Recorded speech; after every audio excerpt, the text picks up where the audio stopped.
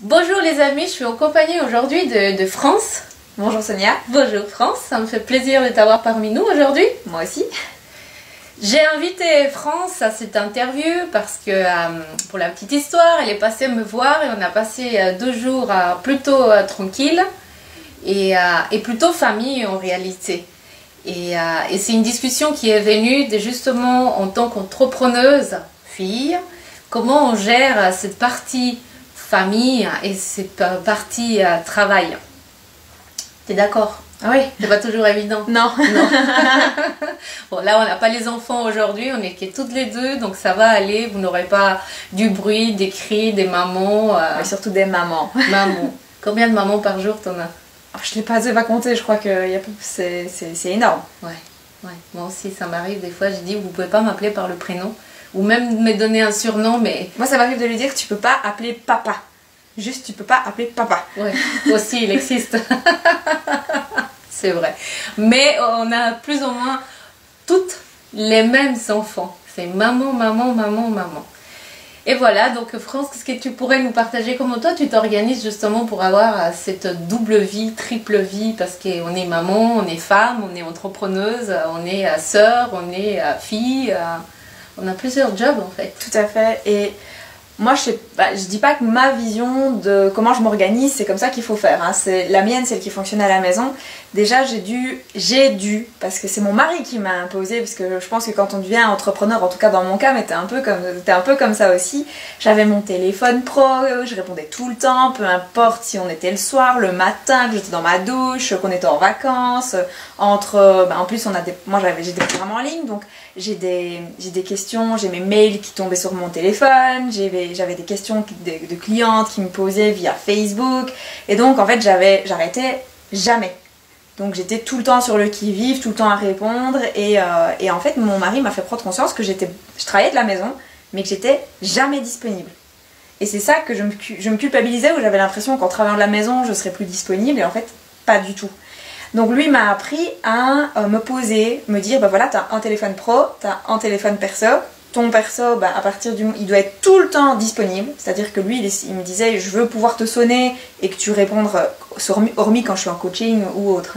Et mon téléphone pro, en contrepartie, dès qu'il est 4h30, que la petite rentre à la maison, je suis plus disponible jusqu'au soir, quand elle est mise au lit, où là, je m'octroie 1 heure ou pas. Ça peut m'arriver aussi de me dire, non, aujourd'hui, on se regarde un film. Mais c'est un petit peu le planning qu'on a réussi à trouver pour trouver ce juste équilibre entre le travail qui devient trop envahissant, parce qu'à l'heure actuelle où on envoie un email à 2h du mat parce qu'on passe une nuit blanche, ou un message parce qu'on pense à quelque chose, mais l'autre il n'est pas obligé de te répondre. C'est ça aussi qui est important de se rendre compte, c'est que c'est pas parce qu'on reçoit un message qu'on doit répondre dans la seconde. Et c'est réapprendre aux gens aussi qu'on n'est pas disponible tout le temps. Oui. Ne pas être disponible tout le temps, c'est bien que tu en parles, parce que justement, c'est nos discussions, c'est dire que quand on est entrepreneur, on n'a pas d'horaire non plus, on est disponible tout le temps. On peut travailler le soir, la journée, et notre milieu à nous, qui est justement beaucoup sur Internet, on peut se permettre de travailler tout le temps, et ça peut être très envahissant par rapport au milieu familial. Très très fort, parce que moi je me suis même retrouvée une année à être avec mon téléphone en vacances, et ça mon mari il comprend, pour lui c'était pas possible, quand t'es en vacances tu travailles pas. Donc ça a été aussi de discuter avec lui, de pouvoir voir dans quelle mesure est-ce que c'est tolérable pour toi, comment est-ce qu'on peut trouver un juste milieu entre ce qui est important pour moi, parce que j'adore mon travail, donc pour moi quand je me connecte pendant 1 heure quand je suis en vacances, j'ai pas l'impression que je travaille. Donc c'était voir dans quelle mesure c'était aussi tolérable, digeste pour lui, et à la fois tolérable, digeste pour moi aussi. Ouais. Je sais pas toi comment ça se passe chez toi, mais j'essaye en tout cas de montrer aux enfants que on n'est pas obligé d'avoir un téléphone à la main tout le temps. Nous, quand on est à table, c'est interdit les téléphones. Et même, on a eu des filles au père. Si quelqu'un vient chez nous habiter, pas juste pour nous rendre visite, on fait comprendre que pour nous, c'est important. Être à table, c'est important. Là, il n'y a pas de téléphone. Le soir, pareil. Surtout que je prône la pleine conscience dans l'alimentation, donc le téléphone, il ne peut pas rentrer de la pleine conscience quand on mange. Ouais. Et moi, je suis aussi beaucoup dans la famille, donc pareil, c'est un moment de famille, c'est un moment de partage.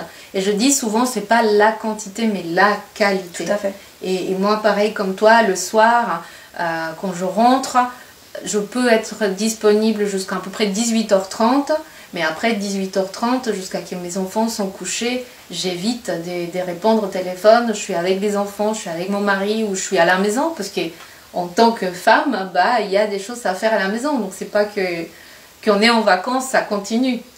Oui, puis il y a aussi une notion que je pense que toi comme moi on l'a vécu aussi.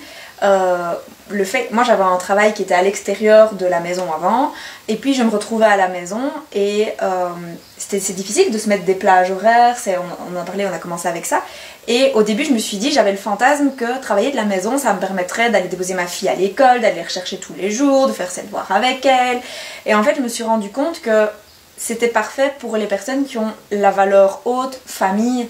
Moi, j'ai pas spécialement ma valeur la plus haute famille, et donc en fait, j'ai commencé à me forcer à tous les jours être à 3h15 à l'école de ma fille, alors que 3h15 dans une journée de travail de 9h à 3h à 15h30, j'avais pas le temps de faire ce que je devais faire.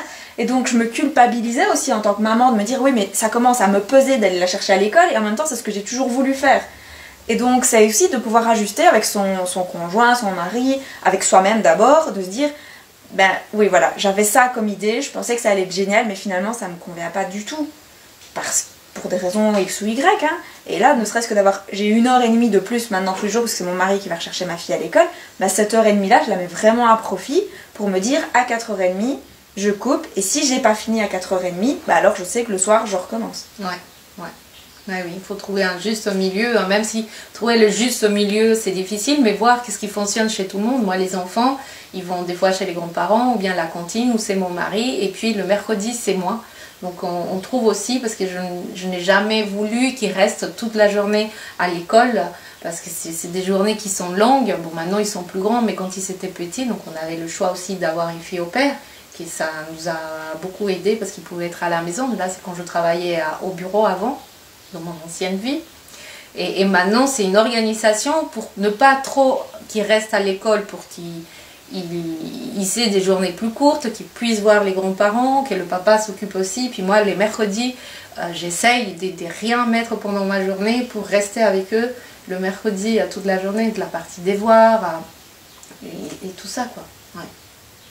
Et puis être entrepreneur, moi je trouve que c'est une aventure magique. Moi j'adore ce que j'ai j'adore la vie que j'ai, mais c'est pas tout le temps facile. Parce que quand on est chez soi, déjà on est souvent seul quand on travaille.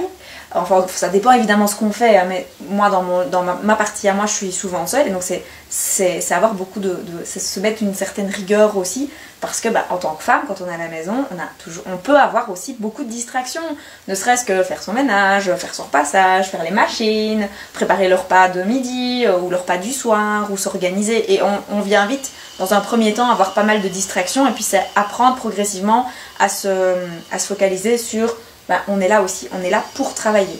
On a notre horaire de travail.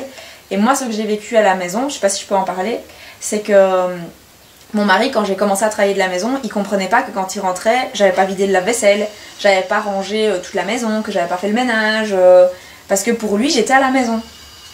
Mais je lui ai dit, je suis pas femme au foyer, je travaille juste de la maison. Donc lui, j'ai dû réajuster sa vision de la femme à la maison. Donc ici, c'était plutôt à l'envers. Mon mari ne me dit rien, mais moi je me sens coupable. Je me sentais, ça c'est arrangé, mais je me sentais coupable qu'il rentre et puis que je n'ai pas fait ces tâches-là, si je devais les faire.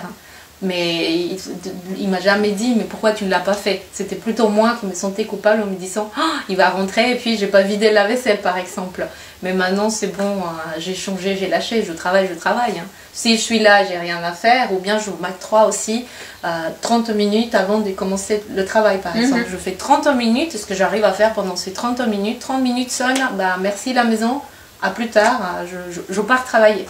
Ouais. Et puis si je peux donner un conseil aussi, moi ce que je commence à faire c'est toujours, donc je prévois mon planning de la semaine si possible, et je fais l'avant-midi les plus gros trucs qui m'emmerdent le plus. Ouais. Comme ça c'est fait, l'après-midi je peux être plus cool, je peux prendre plus de temps si j'ai quelques petits dossiers à terminer ou d'autres choses, parce que souvent si on se dit on va les faire l'après-midi, souvent on les fait pas, ou on trouve toujours mille et une excuses pour les reporter, et on n'avance pas en fait. Ouais, parce qu'on sait qu'il y a des choses qu'on n'aime pas faire, on les laisse pour après, pour plus tard. Et quand le temps est passé, que les enfants arrivent ou qu'on doit partir, Moi, je suis une qui dit des fois, oh zut, j'ai pas réussi à le faire aujourd'hui, mais je sais qu'au fond de moi, je suis bien contente. Et le lendemain, c'est reparti. Procrastination. Oui, et puis en même temps, quand c'est fait, on a une certaine fierté. Moi, quand je le fais, quand j'arrive à le finir pour le délai que je me suis fixé, ben, je me félicite parce que au début, ça n'a pas été toujours comme ça. C'est vraiment un entraînement en fait, ça a vraiment été un entraînement pour moi. Et donc je me félicite à chaque fois que j'arrive, et ça m'arrive même le soir quand mon mari rentre ou quand on discute tous les deux, de lui dire oh je suis trop fière, j'ai réussi à faire ça, j'ai fait ça. Peut-être qu'il s'en fout, mais moi je me dis, j'exprime à quel point je suis fière d'avoir terminé tel dossier, telle partie, tel tunnel de vente. Ouais. Bah oui, on le sait que c'est important de se féliciter, de s'encourager. Tous les petits pas funky, bah, on apprend à chaque fois, on s'organise. Il y a des choses qui fonctionnent, il y a d'autres qui fonctionnent moins bien. Bah, j'ai les mots qui m'échappent. On modèle. Non. Un peu comme si bref, le mot reviendra ou pas, c'est pas grave, mais tu affines de plus en plus ce qui fonctionne, et après tu te remets plus compte que ça fonctionne parce que ça dérange plus, ni à la famille, ni à ton organisation. Bon. En tout cas, merci de ces partages. On vous encourage, à vous aussi, hein, de nous donner peut-être quelles sont vos astuces, parce que là on parle des femmes entrepreneuses, mais je suis sûre qu'il y a des hommes aussi qui sont entrepreneurs, qui ont aussi des enfants, qui ont ces difficultés, il faut aller chercher l'enfant, ou bien parce qu'on est à la maison. Bon, on dit on est à la maison, moi je suis pas tout le temps à la maison, mais c'est peut-être plus facile de s'arranger pour les amener voir le médecin, pour les récupérer en cas de maladie, et tout ça, ça fait que on doit se réorganiser à chaque fois. Donc partagez-nous aussi quelles sont vos idées, comment vous vous arrangez en tant qu'entrepreneur ou entrepreneuse. Et ça va sûrement donner des bonnes idées à d'autres personnes qui ont les mêmes difficultés. Merci France. Merci à toi Sonia. À bientôt. À bientôt, ciao. Au revoir.